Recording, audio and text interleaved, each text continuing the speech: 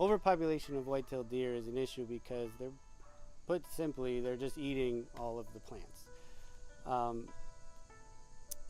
It's important to think of the recovery of white-tailed deer from nearly nothing as a good thing, fundamentally. But then after a certain point, too much, it becomes a bad thing.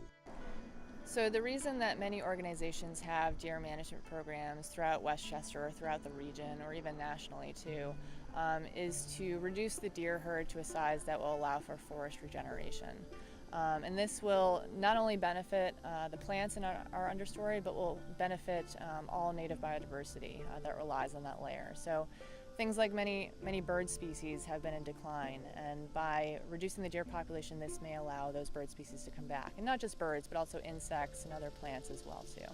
It seems to be something that's been happening as a result of suburbanization. That deer really like suburban habitats where they have cover and there's a lot of juicy vegetation that's planted near the ground. They're not afraid of people most of the time, and they get used to having people on traffic, and they figure it out. They're not stupid, and so they've just thrived in suburban habitats, really from Portland, Maine, down to Northern Virginia and beyond. So there are a few different options for managing deer populations, one of which is bow hunting, which is a really common method used throughout the state. In Westchester, it's the only recreational option allowed, and it has some limited effectiveness as well. Other options include sharpshooting, where you can hire people to come in, such as wildlife managers to come in and shoot over bait. And then contraception is another option that's becoming available as well too.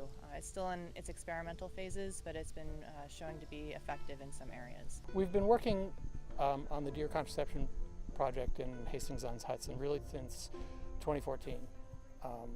And we are maybe just beginning to see some effectiveness at the population level, which is to say we know that the vaccine is working the way it should with the animals we've treated, and the big questions now is, have we treated enough of them to start making a difference? And we're now, this year in 2017, maybe starting to see some reductions in fawning numbers across the population, but it's too soon to tell.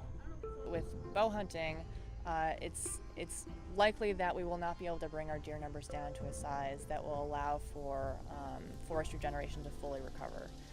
So with our adaptive management program, this allows us to potentially use other programs going forward to continue to be aggressive in reducing the deer herd to a sustainable size that will help not only native biodiversity, but also the deer herd as well. We're not just looking to lower deer numbers.